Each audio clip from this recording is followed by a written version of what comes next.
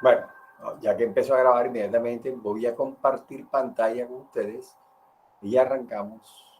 Voy a esperar que se descongele la pantalla, que se queda pegada. Vamos a ver. Ahí estoy intentando. Ahí, ok, arrancamos. Y enseguida comparto e iniciamos inmediatamente la sesión. Bueno, en este momento estoy presentando en la pantalla, habilito el contenido del sistema de admisión y escape.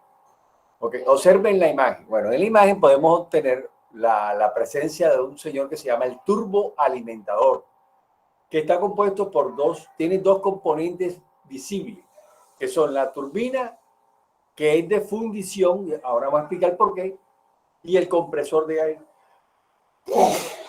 Perdón, el compresor de aire, que es de aluminio, también vamos a explicar por qué. Bueno, la turbina es de fundición porque la turbina es accionada, los álabes de la turbina es accionada por los gases de escape del motor, y los gases de escape del motor están a 900 grados centígrados. La fundición tiene la fusión a los 1450 grados centígrados. O sea que es el material indicado para poder soportar esas altas temperaturas de los gases de escape, ¿verdad? Igualmente el compresor, que es quien aspira el aire de la calle o del aire atmosférico de todo el ambiente, él absorbe, pero debe ser de aluminio. ¿Por qué? Porque él debe bajar la temperatura de esos gases, de ese aire que entra. Pero resulta que como aquí hay 900 grados centígrados, porque el que acciona la turbina son los gases de escape, hay una presencia de un calor que entra aquí, en el compresor. Entonces, este aire que entra a 27 grados centígrados, pasa a 200 grados centígrados. Nosotros no podemos comprimir aire a 200 grados centígrados. ¿Por qué? Porque es un aire que va a estar cerradito. Necesitamos un aire que esté con las moléculas dispersas, que esté fresco, que esté helado. ¿Ok? Por eso se ve la necesidad de conectar un intercooler o un intercambiador de calor en la línea de admisión de aire. De tal forma que ese aire que entra a 27 y se convierte en 200 grados, baje nuevamente y llegue a una temperatura que oscile entre 75 grados centígrados a 125 grados centígrados, que es la temperatura de funcionamiento del motor diésel en la actualidad, de 75 a 125, ¿ok? Entonces, ojo, tengamos eso presente. En este momento, la temperatura adecuada de un motor diésel está comprendida entre 75 grados centígrados a 125 grados centígrados. Se dice en la actualidad que los motores son totalmente calientes. En la antigüedad, cuando en la época de los abuelos, allá en los años 60, 70, ellos manejaban motores muy fríos, motores que oscilaban entre 60 y 70 grados centígrados, máximo te llegaban a 90 grados centígrados. ¿Por qué? Porque los señores le quitaban el termostato al motor y enfriaban hasta el agua. Ellos cogían el agua y lo metían así en el capó y se enfriaba, imagínate, así sería de frío. Pero eso trajo una grave consecuencia. El desastre ecológico que tenemos nosotros ahora mismo allá en la atmósfera es debido a esos viejitos, por estar con su terquedad, de que ellos no tenían en cuenta nada de estos problemas que están acá, que aquejan en este momento en el planeta. Nosotros vamos a hacer un estudio intenso del sistema de admisión y escape. ¿Cuáles son los problemas que se pueden presentar, cuáles son los componentes, cuáles son las funciones de esos componentes, el por qué el turboalimentador está compuesto por estas dos partes. ¿Quién controla la función del turbo, la potencia del turbo? Tiene una válvula que voy a hablar más adelante de, y voy a hablar del turbo en forma individual, ¿ok? Cada uno de ellos apartado. Y vamos a hablar también de una válvula que se llama la EGR, válvula de recirculación de gases de escape, ¿ok? Válvula de recirculación de gases de escape, se le llama la válvula EGR.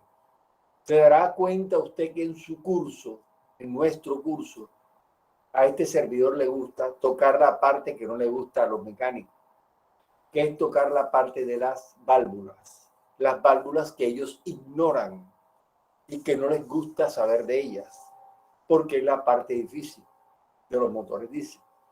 Entonces, a este servidor le gusta sacar a flote esa dificultad y ponerla acá para poder solventar los problemas que se nos van a presentar en los diferentes motores, ¿ok? Entonces, de esa forma, aprendemos más y de esta forma vamos a enfrentar toda esta gama de daños en los diferentes motores que se nos presentan. ¿Okay?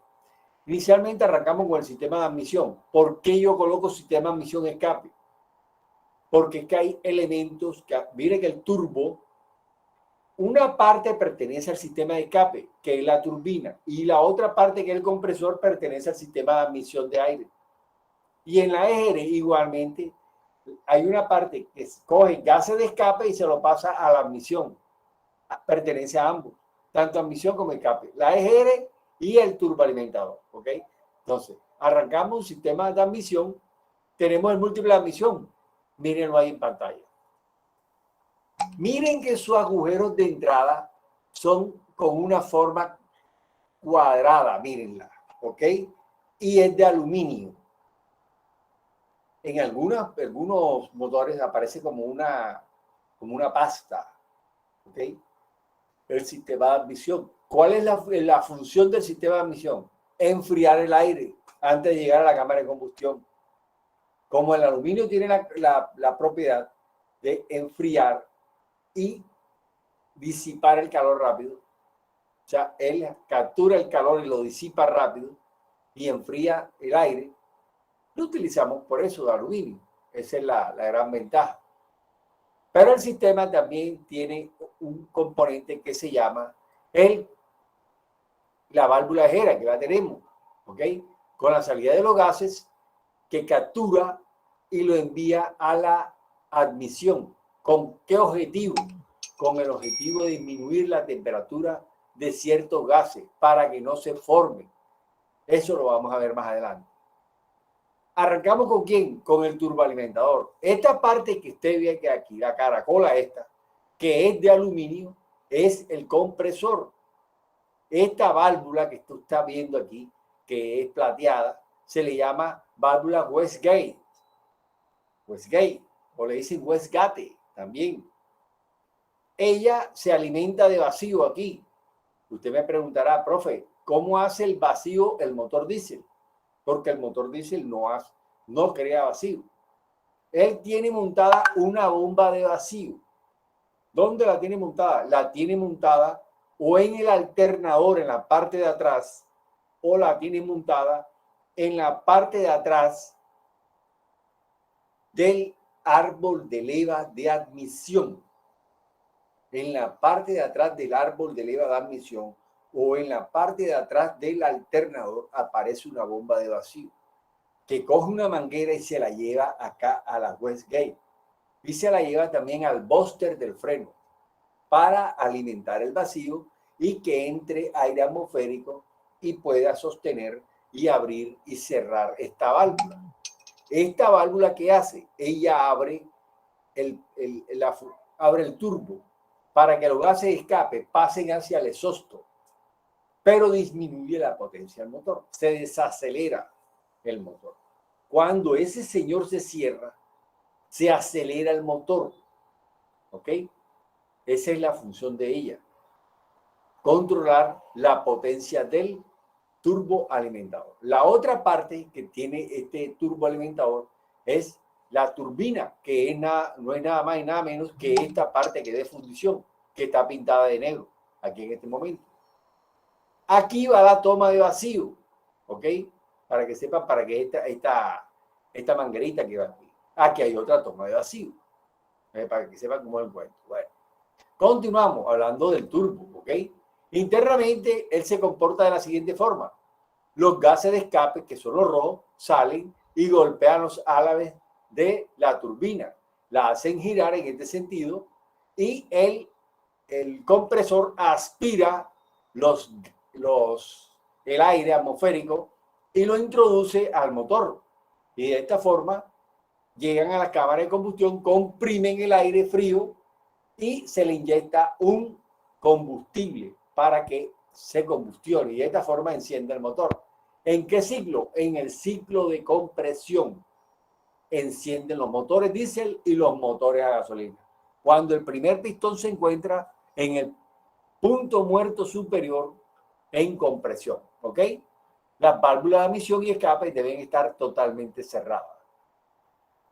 Veamos un video del turboalimentador, cómo está compuesto y cuál es la función de este señor.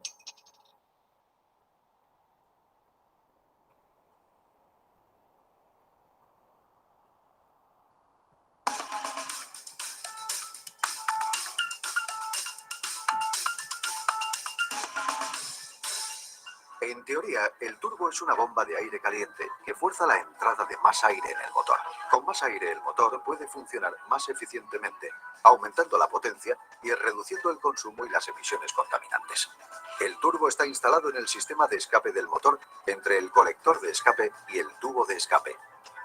Según salen los gases del motor, se encuentran con la turbina de escape del turbo, que hace girar la rueda compresora que comprime el aire que entra en el motor. El aceite pasa a través del turbo, proporcionándole lubricación. En la práctica, el turbo es un dispositivo altamente sofisticado, eficiente y complejo, diseñado con tolerancias de milésimas de milímetro. Consiste en una turbina y un compresor unidos por un eje, soportados por un sistema de cojinetes. El turbo es movido por la energía sobrante de los gases de escape. Los gases de escape entran a través de la turbina de escape, hacen girar la turbina y salen a través del tubo de escape. Las temperaturas alcanzadas en el escape llegan a los 900 grados centígrados, lo que hace necesario el uso de materiales resistentes al calor en la caracola de escape y en la cabeza de la turbina.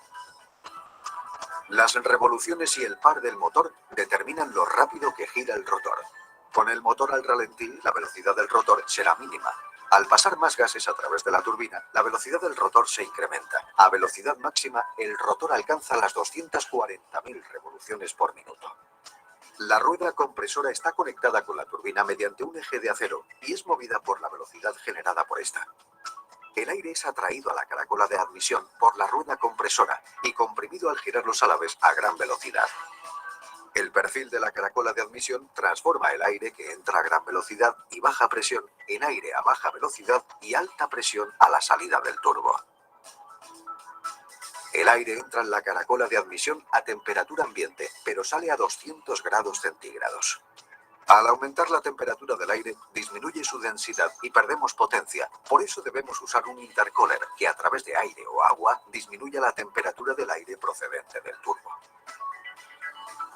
El eje que une la turbina y el compresor descansa sobre cojinetes lubricados por el aceite del motor. El aceite se introduce a presión a través del cuerpo hasta los cojinetes, el cojinete de empuje y el resto de piezas de fricción. El aceite... Cheto. Vamos a hablar de esto porque aquí hay un problema. Usted está viendo que este aceite viene de la culata. Es el punto más frío del motor. ¿Por qué se toma de ahí? Porque este es el punto más caliente del motor. Porque aquí están los gases de escape accionando una turbina cuando usted acelera. Resulta que ese aceite aquí tiene unos sellos. Esto aquí son unos sellos, véanlos aquí, para que no se pase para allá para el compresor. Pero resulta que con el tiempo los sellos se dañan. Y entonces el compresor aspira aire y jala también el aceite y se lo lleva para la cámara de combustión. ¿Qué pasa cuando usted arranca el motor? Inmediatamente sale un humo como si fuera grisoso, ¿ok? Tirando azuloso, gris azuloso. Usted empieza a tirar y que será lo que está dañado. Hasta que usted se da cuenta de la siguiente forma. Quita la manguera que va conectada a la admisión del compresor a la admisión con el motor apagado. Mete estos dos dedos en la manguera. Si sale un hilo de aceite, ese turboalimentador tiene los sellos dañados. Tiene que cambiarlo. Profe, que lo voy a mandar a arreglar. No, señor. Hay que cambiarlo. Porque hay unos repuestos de ese muñequito que no se consiguen. Y te vas a llevar un año con esa vaina. Y tú tienes que ser ágil en la reparación. Cambie eso y arranque nuevamente el motor. Esa es la recomendación que te doy. También sirve como refrigerante. Elimina el calor generado por el giro del rotor y la fricción. Los cojinetes flotan sobre una película de aceite que se forma entre el eje y el cojinete y el cuerpo y el cojinete. Las tolerancias de estas películas de aceite son críticas. En los dos extremos del cuerpo encontramos segmentos que, a diferencia de los que podemos encontrar en el motor, están diseñados para soportar las altas temperaturas y presión que generan estos puntos y evitar así el paso de aceite a la caracola de escape y a la caracola de admisión. Una turbina pequeña tendrá una magnífica respuesta a bajas revoluciones. Por el contrario, a altas revoluciones se pasará de vueltas y presurizará el motor en exceso. Para prevenir esto, a los turbos se les ha incorporado una válvula que controla la presión de soplado. En el momento que la presión se acerca al máximo permitido, la válvula se abre para permitir que los gases sobrantes no pasen a través de la turbina y salgan directamente al tubo de escape. En un turbo con válvula podemos usar una turbina pequeña con total seguridad y conseguir una magnífica respuesta manteniendo la potencia. Turbos con y sin válvula pueden ser reparados sin problemas, siempre que sigamos las instrucciones del fabricante y usemos piezas originales. Todos los turbos reacondicionados y reparados por Turbomaster siguen las recomendaciones del fabricante. Siempre usamos piezas originales. En los turbos convencionales, el caudal de aire suministrado al motor viene determinado por el diseño de la turbina, el compresor y sus caracolas, que es siempre un compromiso entre el rendimiento a altas y bajas revoluciones del motor. Para solucionar este problema y que el turbo mantenga su rendimiento durante todos los regímenes del motor, aparecieron los turbos de geometría variable, VNT o VGT en inglés.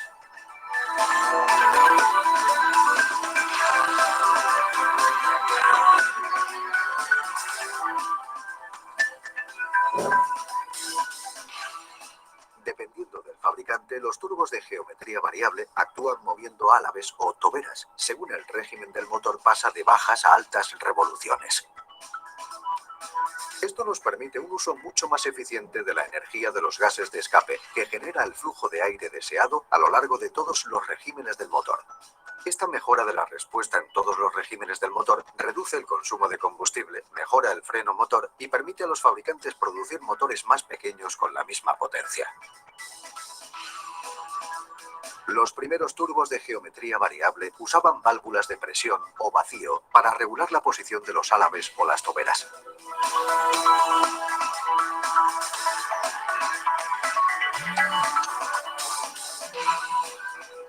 Los más modernos utilizan válvulas electrónicas gobernadas por la unidad de control electrónica del motor. La complejidad de los turbos de geometría variable hace que no sea posible repararlos con total garantía. Por lo tanto, solo suministramos unidades completas nuevas. Bueno, te das cuenta que la wastegate es la válvula de control del turbo, ¿ok? Controla la potencia del turbo. Y es una válvula que debo tener yo en cuenta cuando ella se pega, porque cuando se pega abierta, el motor pierde potencia. Pero cuando se pega cerrada, el motor se acelera totalmente. Y tú quedas loco, tú no sabes ni qué está pasando. Lo que está pasando es que al acelerarse quiere decir que se pegó cerrada la válvula wastegate. ¿Ok? Esa es la razón. Veamos ahora un elemento de otro elemento que vamos a ver que se llama el filtro de aire. Pero es un video que no dura sino unos segundos, porque yo soy el que te voy a explicar el paseo del filtro, que nadie te lo va a explicar ahí. Entonces, primero quiero que veas este video, porque es ilustrativo, más no es explicativo. Yo soy el que te lo voy a explicar.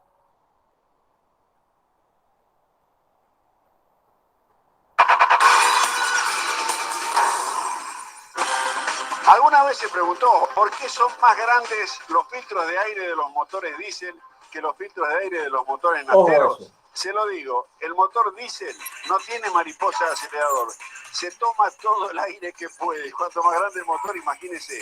El motor de nafta no, tiene una mariposa de acelerador que regula. ¿Por qué? El motor de nafta funciona con una relación de aire y combustible exacta. Usted regula el aire y la computadora se ocupa de regular la cantidad de combustible.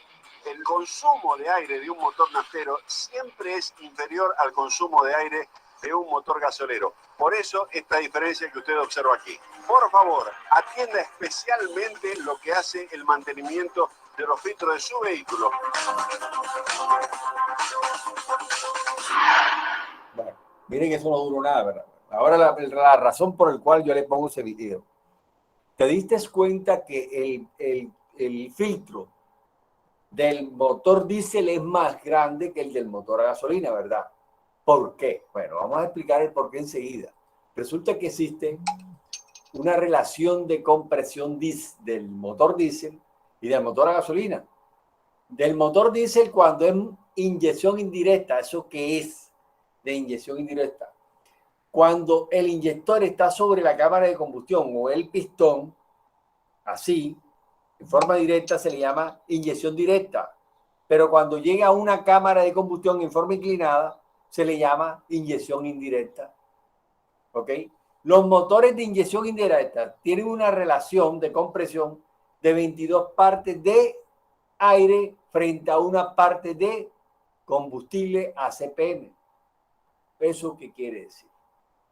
Quiere decir, papá, que cuando yo tengo la relación de aire de 22 partes de aire y una de ACPM, el motor está en su completa capacidad de potencia con inyección indirecta.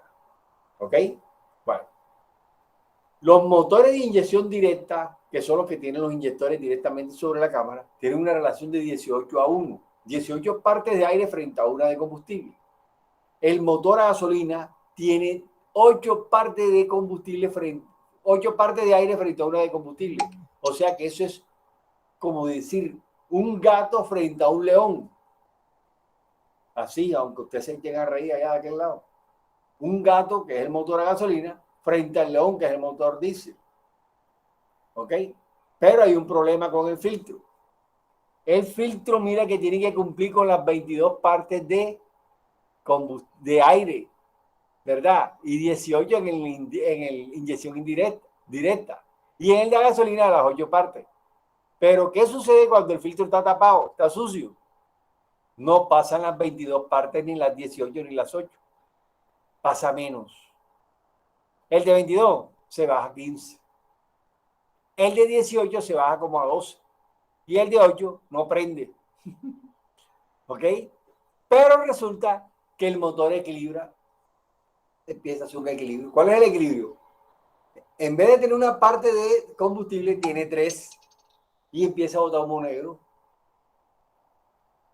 ¿Ya ves? Y en el motor de inyección indirecta también el mismo cuento. Da hasta 2 y 3 partes de combustible y apenas da 15 partes de aire. Y en el motor a gasolina también. ¿Cómo se manifiesta?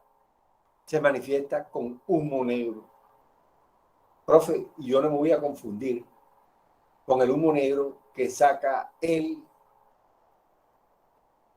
termostato cuando se pega abierto.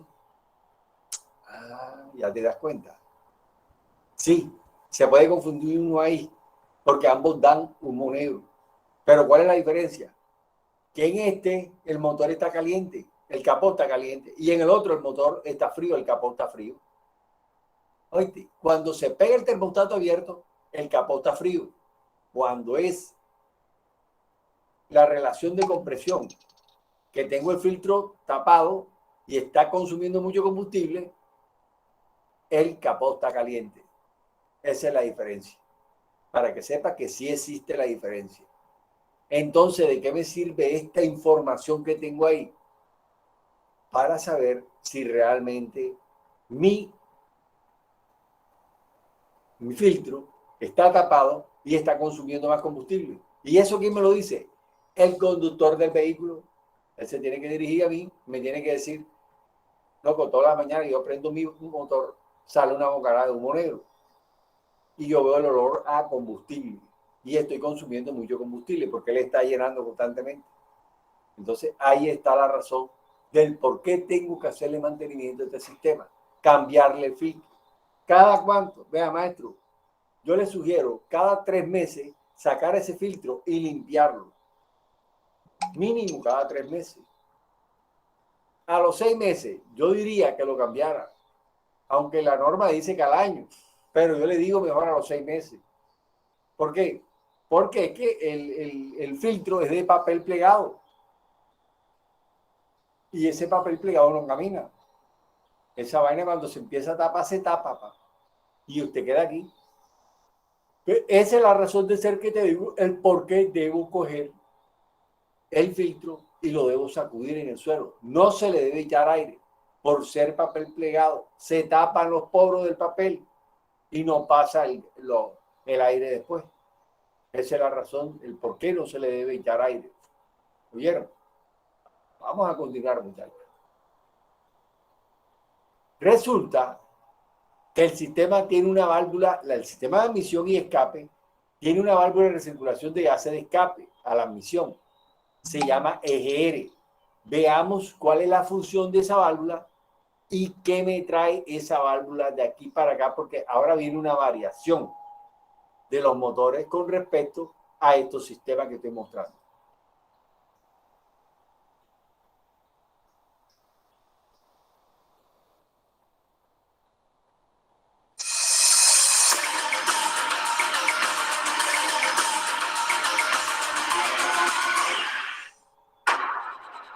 ¿Alguna vez a usted le habrán dicho, uy, tiene problemas con el sistema EGR de su motor? Y nunca le dijeron que es EGR.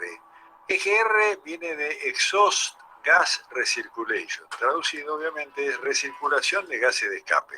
Es un sistema que tanto en los motores diésel como en los motores nafteros, con diferencias entre sí, obviamente, se ocupan de tomar gases de escape e introducirlos nuevamente al motor. Aunque suene raro, esto es para tratar de reducir los efectos de contaminación de escape. Le explico por qué. Hay un gas en particular, que es tóxico, se llama el óxido de nitrógeno, que se produce cuando el aire alcanza temperaturas muy altas, particularmente arriba de los 1200 grados. Y esa temperatura en la cámara de combustión de un motor, sea naftero o diésel, se alcanza y se pasa también. Cuando eso sucede, hay un fenómeno curioso, que es que el aire se empieza a quemar a sí mismo. Es decir, el oxígeno que hay en el aire, 21%, empieza a atacar, a oxidar, a quemar al 78% de nitrógeno que hay en el aire. Y se producen los óxidos de nitrógeno. Son sumamente tóxicos. En el caso del diésel, el diésel no tiene mariposa de acelerador. Yo manejo la aceleración inyectando más o menos combustible, pero no limito la entrada de aire. El motor diésel se toma todo el aire que puede, ¿correcto? En el caso del motor naftero no es así. Yo con el acelerador estoy manejando también la mariposa de acelerador. Y la cantidad de aire que ingresa al motor naftero depende de cómo yo esté pisando el acelerador, ¿de acuerdo? Esa es la gran diferencia entre uno y otro, bajo este punto de vista. Entonces, el sistema de EGR para el diésel es sencillo. En cambio, en el motor naftero la cosa es bastante más compleja, porque cada vez que yo toco el acelerador, altero la cantidad de aire que ingresa al motor, se alteran las temperaturas de combustión. Entonces yo no podría tener una recirculación de gases de escape directa que venga del tubo de escape como en el diésel, sino que tengo que controlar de alguna manera la forma, la cantidad de gas que va a venir del escape, que va a ir ahí adentro para matar ese óxido de nitrógeno. Eso es una suerte de mapeo que tiene el motor, que también está de acuerdo, insisto, a cómo yo pisé el acelerador y las condiciones en que está girando el motor, revoluciones por minuto y apertura de mariposa, regula la cantidad de gas de escape que va a ir a parar a la cámara de combustión y como buen gas de escape, como ya no contiene prácticamente oxígeno, simplemente hace volumen. Al hacer volumen evita que haya exceso de oxígeno, baja la temperatura a través de un sistema de control, de un motorcito, de una válvula que se va a ocupar de comandar la apertura de la válvula que deja que ingrese más o menos gas a la cámara de combustión. Usted va a ver arriba de eso un enfriador, que es el enfriador de gases. Ese enfriador es para que el gas enfríe y llegue frío a la cámara. La idea es que cuando ingrese a la cámara no se logren esas temperaturas en que se puede oxidar el nitrógeno. Puede llegar hasta los 800 grados, si es un motor turbo, 850 grados, tranquilamente, la salida de gases de escape, y que lo va a llevar a 120, 150 grados para que pueda ingresar, reitero, al colector de admisión. ¿Ok? Eso que usted ve ahí es el conjunto EGR. Entra gas de escape, se enfría y sale y va a parar al múltiple de admisión. Tan sencillo como eso. Acá está viendo cómo es el interior del sistema, cómo entra el gas caliente y cómo sale el gas frío. Resultado de esto, menor formación o prácticamente nula formación de óxido de nitrógeno. Pero también tiene una contra. Cuando yo a un motor térmico le bajo la temperatura de operación, también me baja el rendimiento. Si lo digo en castellano, estos sistemas son muy lindos desde el punto de vista de contaminación, pero son negativos desde el punto de vista de rendimiento. Este sistema evita que salgan porquería por el tubo de escape, ¿de acuerdo? Pero en definitiva también está perjudicando el rendimiento de su motor. Térmicamente hablando, en consumo hablando, un poco lo perjudica.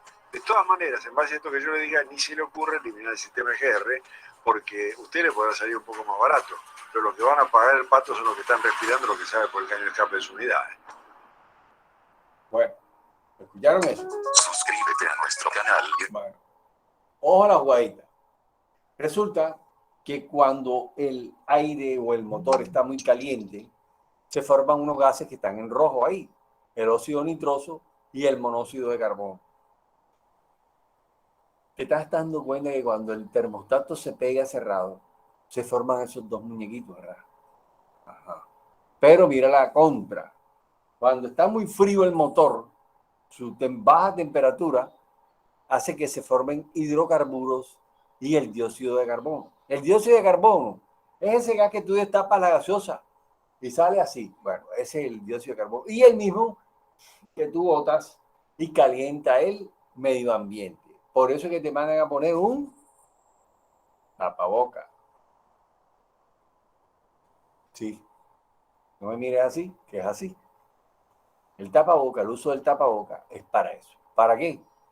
Para que nuestro CO2 no vaya a la atmósfera, sino que pegue aquí y salga para abajo. Pero hay un problema con este tapaboca, con cualquiera. Usted está viendo mi gafa. Ok.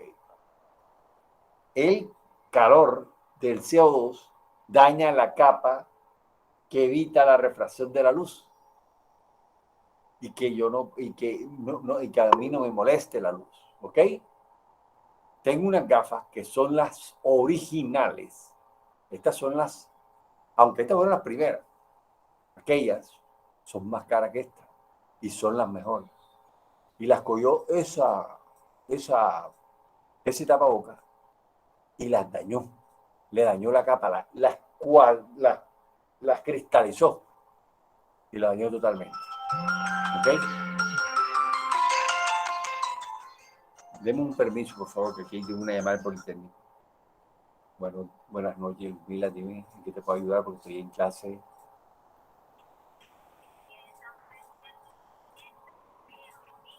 Estoy en clase. Ahora yo te llamo, yo te devuelvo la llamada, ¿oíste? Ahora que termino como a las 10, ¿oíste? Bueno, bien, ok, bien. Bueno, resulta que esos dos muñequitos que están en negro, el hidrocarburo, son piedras. Esas piedras tapan a un elemento que se llama el convertidor catalítico, que es el que separa esos gases para que no se formen ni el óxido nitroso ni el monóxido de carbono. El óxido nitroso es ese que cuando tú te paras en la 17 o en la 30, pasa un camión y te rascan los ojos, te arden. Ese es el óxido nitroso. Y también afecta a las vías respiratorias. Oye, se parece al COVID. Déjalo ahí. El monóxido de carbono es letal. Ese mata. Ese coge, te revienta la vía respiratoria y a la vez te contamina totalmente todo el cuerpo. Y quedas fuera de you. O sea, que un vehículo dentro de la casa, que yo tenga mi garaje, tú apagas el motor y él sale y tú te lo tragas y puedes morir inmediatamente. Eso se llama muerte súbita, donde uno no sabe por qué murió. Por la formación de este muñequito que está aquí, del monóxido de carbono. ¿Por qué? Porque mi motor se estaba sobrecalentando y yo no le paré bola. Entonces, mira, lo que es bueno para uno es defecto para el otro. Cuando está muy caliente se forma el óxido nitroso y el monóxido, que son peligrosos. Pero cuando está muy frío, el hidrocarburo tapa al convertidor catalítico. ¿Y qué sucede con eso? El convertidor empieza a oler a huevo podrido y el motor se empieza a contaminar y se puede hasta pudrir el motor. Entonces ya agárrate de ahí. ¿Qué vas a hacer? El múltiple escape es otro componente, pero del escape. Y es de fundición, mírenlo ahí, metálico, totalmente. Es diferente, como una flauta. Diferente al múltiple de admisión, que es de aluminio. ¿Ok? Este es brillante o oxidado, alguna de las dos. Dentro del motor, a 1 metro del múltiple de admisión, encontramos el convertidor catalítico. El convertidor catalítico, que se encuentra a 1 metro debajo del múltiple de escape, tiene una cualidad de separar el oxígeno del óxido nitroso, del monóxido de carbono, del dióxido de carbono y de los hidrocarburos. ¿Para qué? Para formar agua, oxígeno y nitrógeno. Y nuestra atmósfera, el 78% es de nitrógeno, el resto oxígeno. O sea que este planeta nosotros no respiramos oxígeno, sino nitrógeno. No se ría, que es así. Por ahí hubo un compañero de ustedes que me levantó la mano y yo no le hice caso. Vamos a ver si es verdad o mentira. No, nada. Era el video. Menos mal, sí, levantó. Julio, dime, Julio. Profesor, según la norma técnica colombiana, para los carros diésel, eso que usted está comentando de los hidrocarburos y eso, usted sabe que esas son por partícula por millón, ¿cierto? Exacto. ¿Cuánto, según la norma, cuánto están manejando los carros diésel en estos momentos? Bueno, te voy a comentar algo, Julio. Aquí en cuestiones de norma estamos en nada, compadre. Sí, no, yo sé que aquí no aplica. Podemos hablar en Argentina. Argentina es un país que maneja normas, las euro. Nosotros aquí no manejamos esas normas. A nosotros, en pocas palabras, los motores que nos tiran a nosotros para acá, esos manes no importa que no cumplan las normas en este momento, que son las normas ambientales, porque eso no le paran bola aquí. Si tú miras en el centro o miras en cualquier lugar un vehículo botando humo negro ahí a la lata y tienes un policía de esto de carretera, a él no le interesa el humo negro. A él lo que le interesa es que te quite los papeles y te le dice, te pregunta, ¿tienes la termomecánica? Sí. Sí, tiene la termomecánica. ¿Y el humo negro ese qué? Ese no le paran bola a ellos. Entonces ahí es donde yo digo. Por eso es que el planeta está como está. Porque nosotros sabemos hacer leyes, pero leyes que no aplican a mejorar nada del planeta, sino que mejoran es el bolsillo de la gente. Eso es lo que yo veo aquí en este país. Este país no tiene normas ambientales controladas. Porque si ustedes son testigos, nadie controla los vehículos, la proliferación de gases de escape hacia la atmósfera. Entonces, no podemos engañarnos. Argentina sí lo hace. Argentina, por eso que ellos tienen en este momento la norma Euro 5. Aquí nosotros llegamos a Euro 4 y a duras penas hay unos cuantos motores que son Euro 5. Que entre otras cosas ahora vamos a tocar ese tema. ¿Ok? Sobre el Euro 4 y Euro 5. Inmediatamente. Hay unas normas, aquí enseguida, inmediatamente, atendiendo a nuestro compañero, que tienen que ver con lo que es la contaminación del medio ambiente por medio de los motores diésel. Veamos el siguiente video y después le hago una explicación del cambio de Euro 4 a Euro 5. ¿Qué se viene? ¿Ok?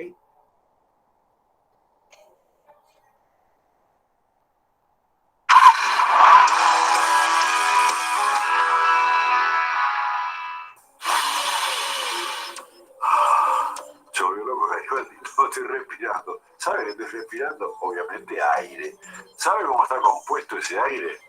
Le digo, el 78% del aire que respiramos usted y yo está compuesto de básicamente varios gases, pero dos son los que predominan.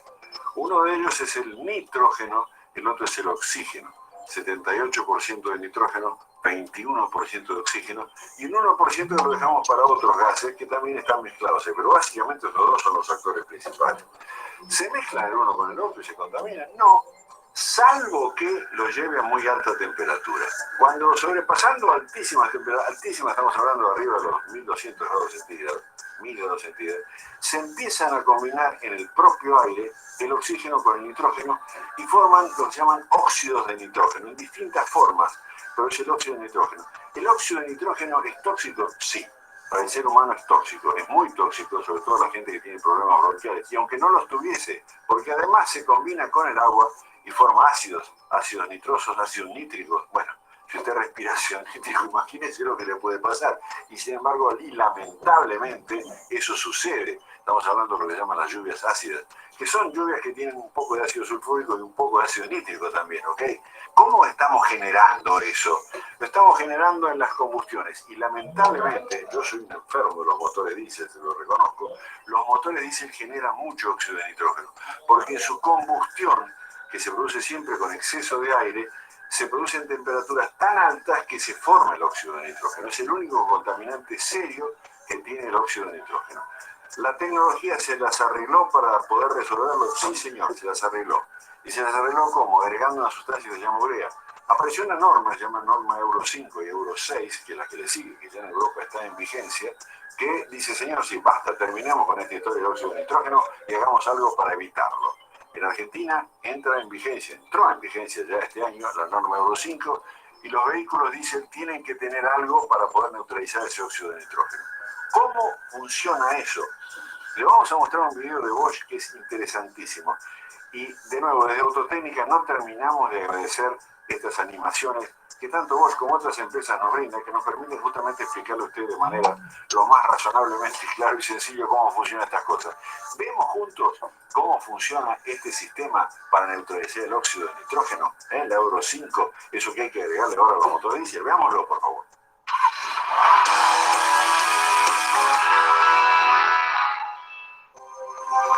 ¿Cómo se las arregla la tecnología para resolver este problema de los óxidos de nitrógeno en los motores diésel? Bueno, lo primero que tenemos que hacer es detectar si efectivamente existen óxidos de nitrógeno.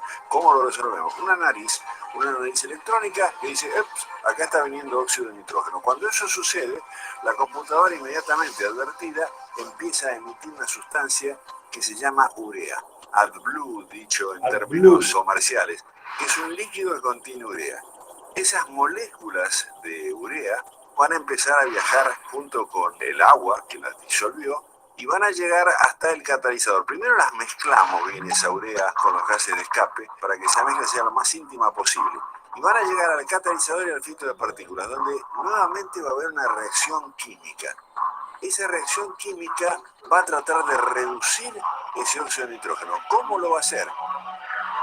En esta superficie lunar, que no es ni más ni menos que la pared de un catalizador muy ampliado, vemos que llegan esas pelotitas verdes, rojas y blancas, moléculas de esta sustancia que le decía urea, que tocan y se descomponen. Las rojas son carbono, las blancas son oxígeno, las verdes son nitrógeno. Se descomponen en anhídrido carbónico y queda ahí depositado nitrógeno. En la atmósfera justamente... Perdón, espérate ahí un momento, voy a hacer esto, que se vea más. Y lo llevo a donde está.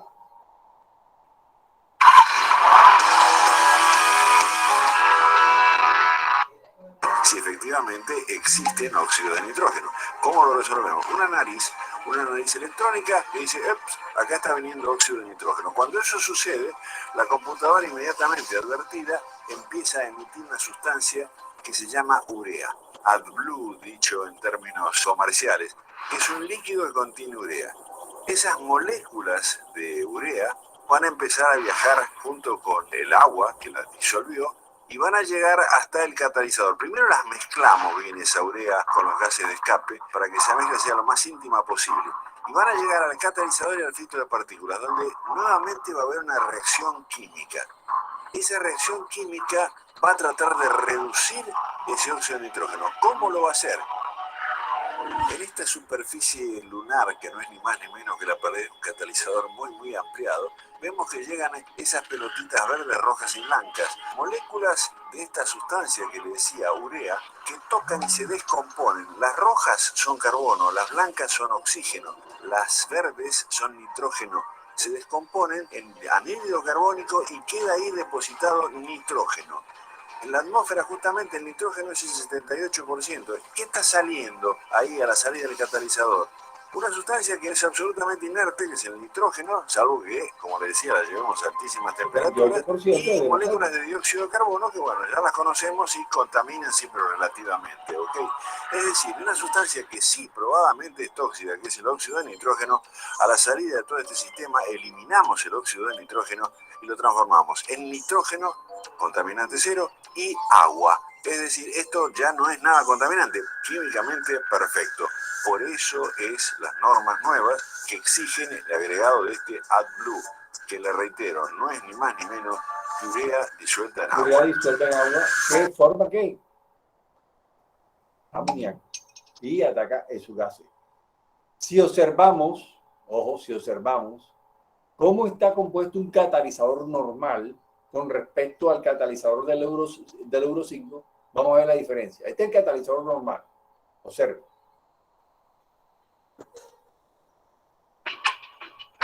¿Cómo funciona? Hablando de secretos, ¿sabíais que el metal que hay en el interior de un catalizador vale más de 74.000 euros el kilo?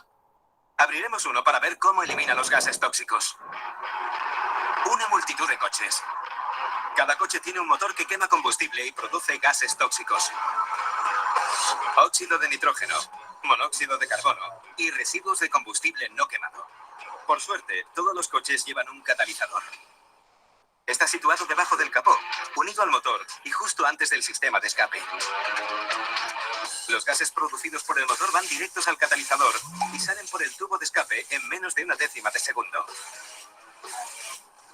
El catalizador tarda menos de 1/10 de segundo en volver a combinar las moléculas de los gases tóxicos y producir sustancias inocuas como vapor de agua y oxígeno. ¿Cómo? Para entenderlo, tendremos que destrozarlo.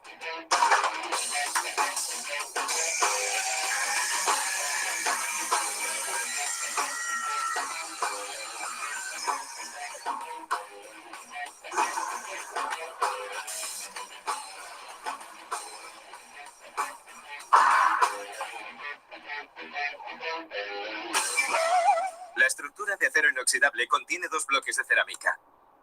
Cada uno de los bloques está lleno de miles de microconductos. Los laterales están bañados con metales preciosos. ¿Preciosos? Platino y rodio en el primer bloque y platino y paladio en el segundo bloque. Son metales que pueden llegar a costar más de 37.000 euros el kilo, pero cada céntimo merece la pena. Unidos, tienen la extraordinaria propiedad de hacer reaccionar los gases tóxicos, volver a combinarlos y crear gases inocuos para la salud. Todo esto sin alterarse ni oxidarse. Increíble. La clave está en maximizar la zona de contacto entre el gas y los metales. Por eso hay tantos microconductos, hasta 60 por centímetro cuadrado. Si desplegásemos la superficie, sería tan grande como un campo de fútbol. Sería un laboratorio gigantesco, pero está plegado sobre sí mismo para ser diminuto. La transformación de los gases tóxicos a los gases no tóxicos es más eficiente cuando el catalizador está caliente. Ojo. Muy caliente, a 750 grados. Son los mismos gases tóxicos los que calientan el catalizador. Salen del motor a una temperatura superior a los 500 grados.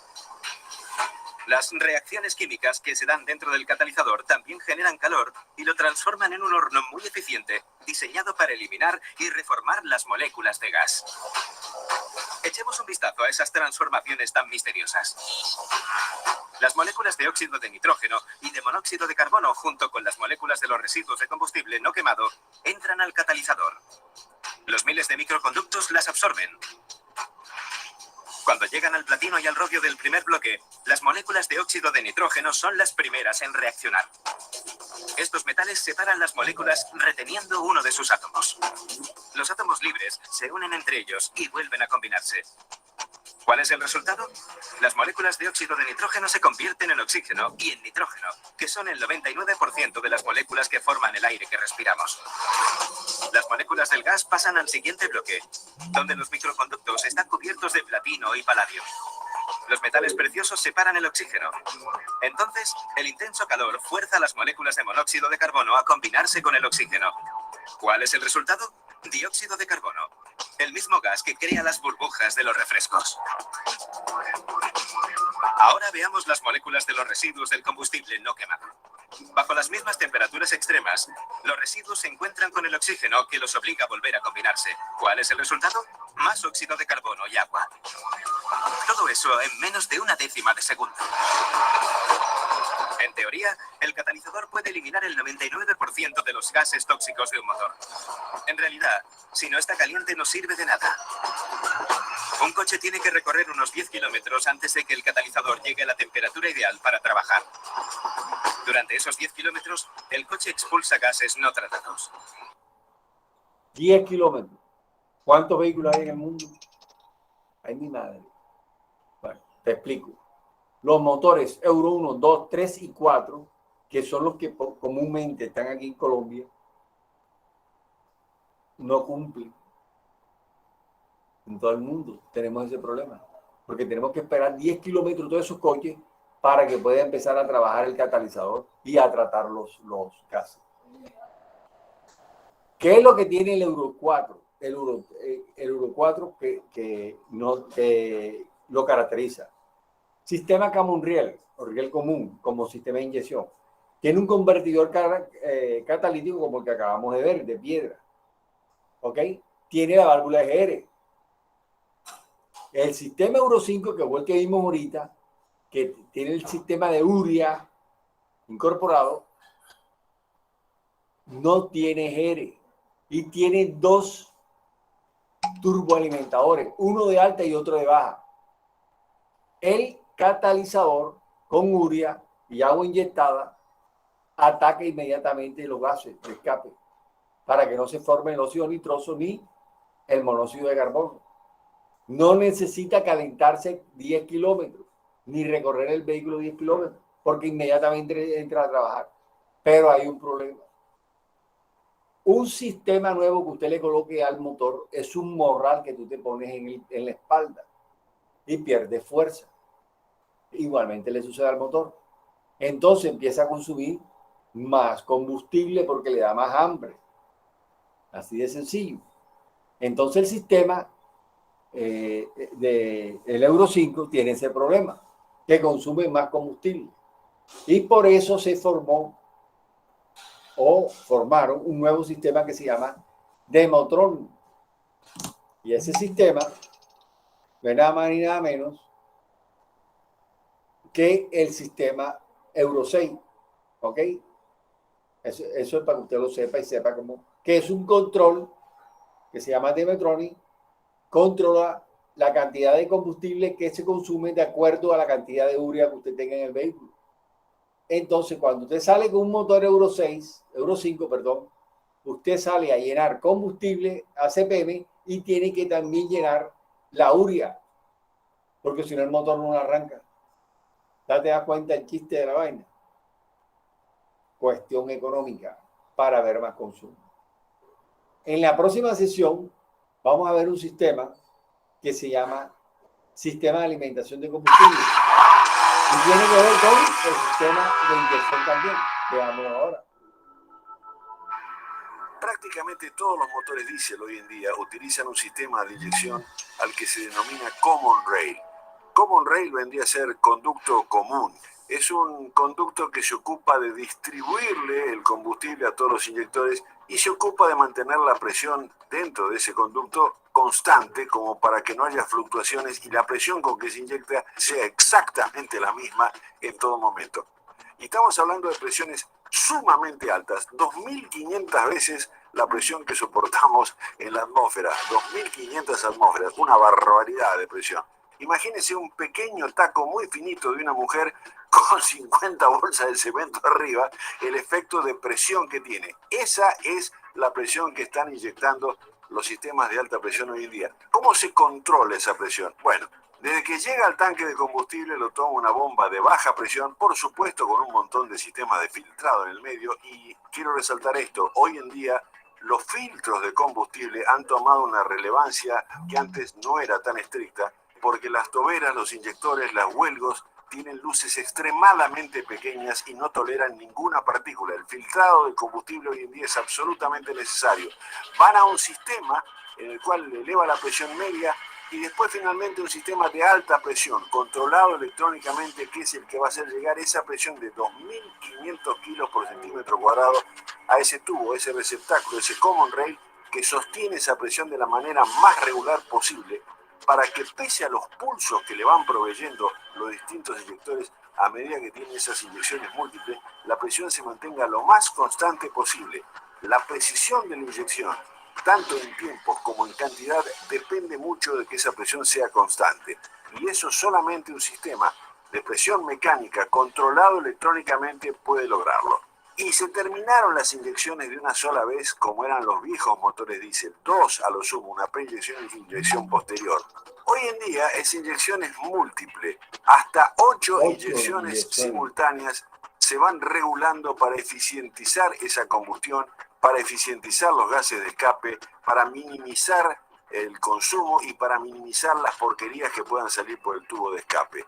Pero fundamentalmente, ¿por qué semejante presión? ¿Por qué estamos usando 2.500 kilos por centímetro cuadrado?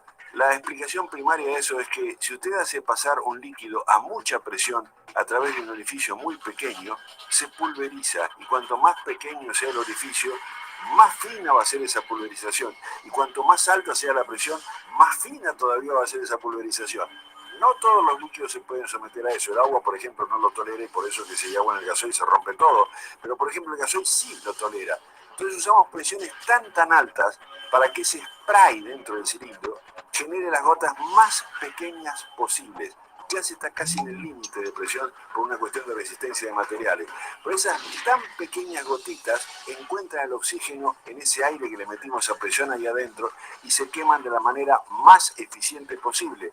De esa manera estamos aprovechando al máximo el combustible y quemándolo de la mejor manera posible. Es decir, estamos ganando en economía, estamos reduciendo emisiones y estamos reduciendo partículas de carbón.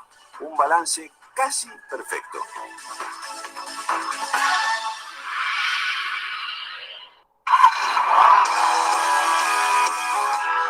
Bueno, te pudiste dar cuenta que el Euro 4 tiene ese sistema.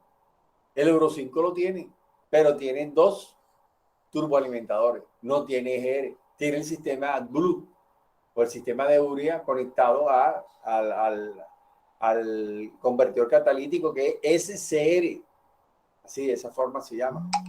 Y de esta forma le damos ya finalización al sistema de admisión de escape. Me hace un favor, abran la cámara para tomar la evidencia física de la sesión de clase. Me hacen el favor. María, Mario, Jair, Sergio, José, Julio César, Liz, por favor, todos vamos a tomar la foto inmediatamente. La evidencia. Ok, le agradezco. Sergio, Mario, por favor. Bueno, ahí está. Listo, yo la tomé. Bueno, vamos a tomarla de nuevo porque apareció serio. Y la comparto acá con el grupo inmediatamente para que quede acá en el grupo. Ok, déjenme acá encender esto. Listo. Les comento. Yo grabo la sesión, pero resulta que yo voy presencialmente al batallón de Malambo. Pero ellos allá tienen demasiadas, ¿cómo les diré? Tienen muchas actividades. Yo estoy en clase, hay 25 personas metidas, vamos a ver que de las 25 se presentan unos 10.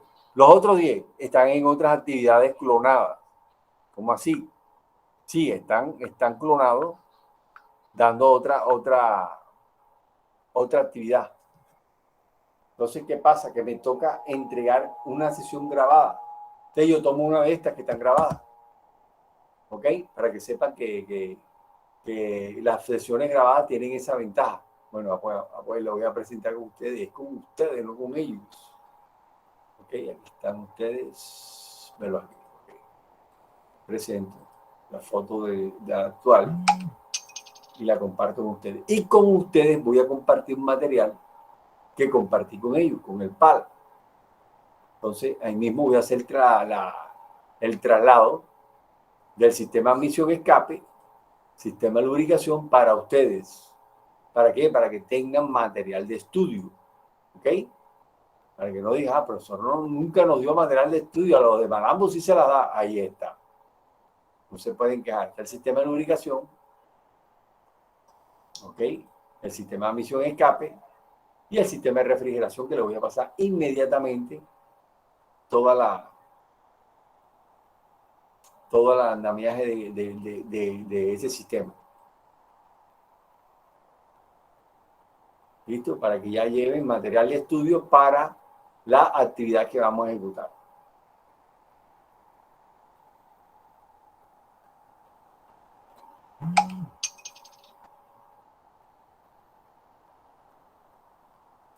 Listo, muchachos. Mañana en la mañana les paso el video de la sesión ya grabada. ¿Ok? Vamos a finalizar deteniendo la grabación. Y en